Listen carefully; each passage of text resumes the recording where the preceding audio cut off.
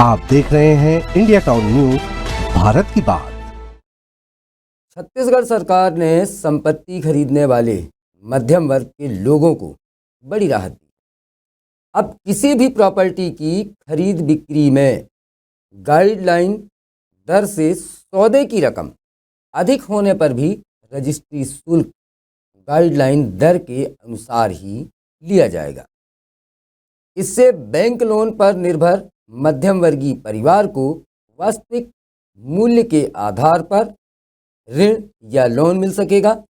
वर्तमान में किसी संपत्ति का सौदा मूल्य गाइडलाइन मूल्य से बहुत ज़्यादा होता था, लेकिन लोग गाइडलाइन मूल्य या इसके आसपास का ही सौदा मूल्य अंकित करते हैं। ऐसा इसलिए होता है क्योंकि अगर वास्तविक सौदा राशि अंकित कर देंगे तो पंजीयन शुल्क गाइडलाइन मूल्य या वास्तविक सौदा राशि दोनों में से जो ज़्यादा हो उस पर टैक्स लगेगा। नमस्कार, मैं हूं मयंक तिवारी और आप मेरे साथ देख रहे हैं इंडिया टाउन न्यूज़, भारत की बात। अधिक पंजीयन शुल्क से बचने के लिए लोग क्या करते हैं? गाइडलाइन कीमत या इसके आसपास पूर्णांकित करते हुए सौदा मूल्य डाल देते हैं। अब जो नियम बदला है, उस नियम के बदलने के बाद ऐसा नहीं होगा। कम सौदा कीमत दिखाए जाने से बैंक लोन भी कम मिलता है। इस नई नीति से आम जनों को न्यायिक प्रकरणों में भी संपत्ति का वास्तविक मूल्य प्राप्त होगा। यदि कभी संपत्ति में कुछ धोखाधड़ी पाई गई तो व्यक्ति विक्रेता से वही मुआवजा पाने का हकदार होता है जो रजिस्ट्री पेपर में लिखा हुआ है।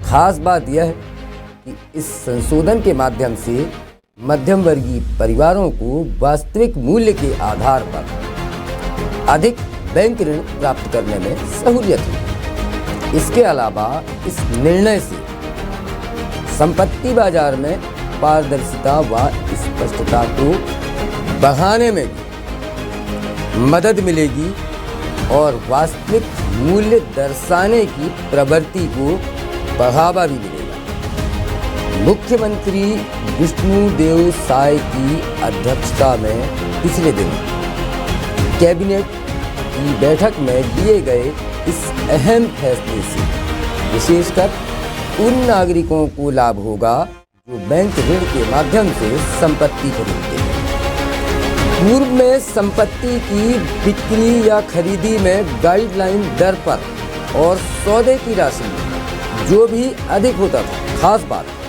ध्यान दीजिए उस पर रजिस्ट्री शुल्क देना आवश्यक है। उदाहरण के लिए यदि किसी संपत्ति का गाइडलाइन 6 लाख रुपए है और उसका सौदा मान लीजिए 10 लाख रुपए में हुआ है तो रजिस्ट्री शुल्क 10 लाख पर 4% के हिसाब से 40,000 रुपये देना पड़ता था। इस नियम में संशोधन के बाद संपत्ति खरीदने वाले अब सौदे की रकम गाइडलाइन दर से अधिक होने पर भी वास्तविक मूल्य को अंकित कर सकते हैं और इसके लिए उन्हें कोई अतिरिक्त शुल्क नहीं देना होगा। 6 लाख रुपए की गाइडलाइन मूल्य वाली प्रॉपर्टी का सौदा 10 लाख में अगर होता है तो रजिस्ट्री शुल्क 6 लाख के 4% के हिसाब से ही 24,000 दे होगा।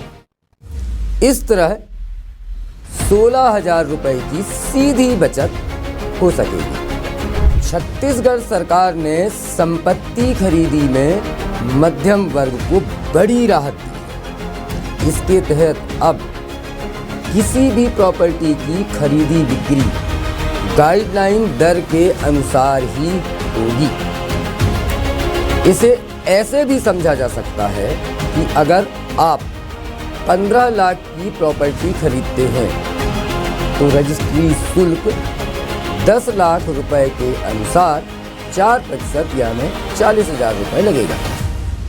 यानी प्रॉपर्टी खरीदी बिक्री की सौदे की राशि अधिक भी है तो भी रजिस्ट्री शुल्क गाइडलाइन दर के अनुसार होगी। इससे क्या होगा?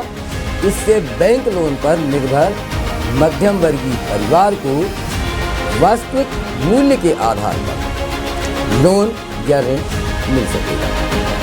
वर्तमान में अगर किसी संपत्ति का गाइडलाइन मूल्य 10 लाख रुपए है और उसका सौदा 15 लाख रुपए में हुआ, इस पर रजिस्ट्री शुल्क 15 लाख का 4% यानी 60,000 रुपये लग जाता था। अब राज्य सरकार के इस फैसले के बाद सीधी बचत 20,000 रुपये की होगी।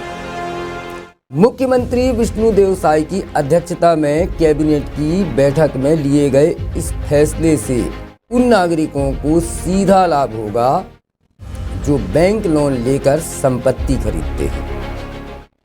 इधर वित्त मंत्री ओपी चौधरी के अनुसार इस संशोधन के माध्यम से मध्यम वर्गीय परिवारों को वास्तविक मूल्य के आधार पर अधिक बैंक लोन लेने में सहूलियत होगी। साथ ही इस निर्णय से संपत्ति बाजार में पारदर्शिता और स्पष्टता को बढ़ाने में भी मदद मिलेगी और इससे वास्तविक मूल्य दर्शाने की प्रवृत्ति में लोगों में बढ़ावा मिलेगा। अब बात करें देश के अन्य राज्यों में जमीन की गाइडलाइन की कीमत या सौदा मूल्य दोनों में से जो ज़्यादा हो उस पर पंजीयन शुल्क लगता है। केवल मध्य प्रदेश ही ऐसा राज्य है जहां गाइडलाइन कीमत से अधिक सौदा मूल्य दर्शाने पर उसमें पंजीयन शुल्क में छूट दी गई है। इसके कारण मध्य प्रदेश के लोगों में वास्तविक सौदा मूल्य को रजिस्ट्री पेपर में लिखने की प्रवृत्ति में अप्रत्याशित वृद्धि हुई, यानी सारे लोग वास्तविक मूल्य ही अंकित कराना चाहते हैं। छत्तीसगढ़ सरकार ने संपत्ति खरीदने वाले मध्यम वर्ग के लोगों को बड़ी राहत इसी को देखते हुए दी है। अब किसी भी प्रॉपर्टी की खरीद बिक्री में गाइडलाइन दर के सौदे की रकम अधिक होने पर रजिस्ट्री शुल्क गाइडलाइन दर के अनुसार से ही लिया जाएगा। इससे बैंक लोन पर निर्भर मध्यम वर्गीय परिवार को वास्तविक मूल्य के आधार पर ऋण मिल सकेगा, यानी जितनी की जमीन है उस कीमत के आधार पर ही बैंक से लोन लिया जा सकता है। इस नियम में संशोधन के बाद संपत्ति खरीदने वाले अब सौदे की रकम गाइडलाइन दर से अधिक होने पर भी वास्तविक मूल्य को दर्शा सकते हैं या उसे अंकित कर सकते हैं और इसके लिए उन्हें कोई रजिस्ट्री शुल्क नहीं देना होगा। वर्तमान में किसी संपत्ति का सौदा मूल्य सामान्यतः गाइडलाइन मूल्य से बहुत ज़्यादा होता है, लेकिन लोग क्या करते हैं? गाइडलाइन मूल्य या इसके आसपास का ही सौदा मूल्य अंकित कराते हैं या दर्शाते हैं। ऐसा इसीलिए किया जाता है क्योंकि अगर वास्तविक सौदा राशि अंकित कर देंगे तो पंजीयन शुल्क गाइडलाइन मूल्य या वास्तविक सौदा राशि दोनों में से जो ज़्यादा होगा उस पर लगेगा। अधिक पंजीयन शुल्क से बचने के लिए लोग गाइडलाइन कीमत या इसके आसपास मूल्यांकित करते हुए सौदा मूल्य डालते हैं, जिससे उन्हें पंजीयन मूल्य कम लगता है। छत्तीसगढ़ की इस पहल का सीधा लाभ राज्य के सभी मध्यम वर्गीय परिवारों को मिलेगा, क्योंकि अधिकांश मध्यम वर्गीय परिवार संपत्ति खरीदने के लिए बैंक लोन पर ही निर्भर रहते हैं। बैंक लोन रजिस्ट्री पेपर में दिखाए गए सौदे के रकम के आधार पर ही मिलता है। लोग पंजीयन शुल्क से बचने के लिए गाइडलाइन की कीमत के बराबर सौदा मूल्य दिखाते हैं। कम सौदा कीमत दिखाए जाने से बैंक लोन भी कम मिलता है। इस नीति से आम जनों को न्यायिक प्रकरणों में भी संपत्ति का वास्तविक मूल्य प्राप्त हो सकेगा।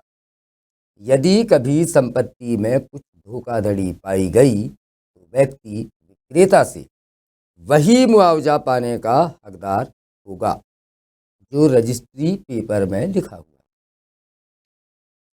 संपत्ति का सही मूल्य रजिस्ट्री में अंकित होने से प्रभावित व्यक्ति को उसका सही मुआवजा मिल सकेगा।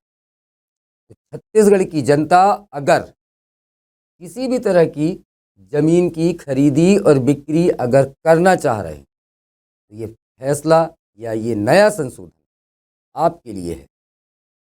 फिलहाल मुझे दीजिए इजाज़त। आप बने रहें इंडिया टाउन न्यूज़ के साथ। ऐसी ही जानकारी लेकर आपके साथ लगातार हम जुड़ते रहेंगे। नमस्कार। आप देख रहे हैं इंडिया टाउन न्यूज़, भारत की बात।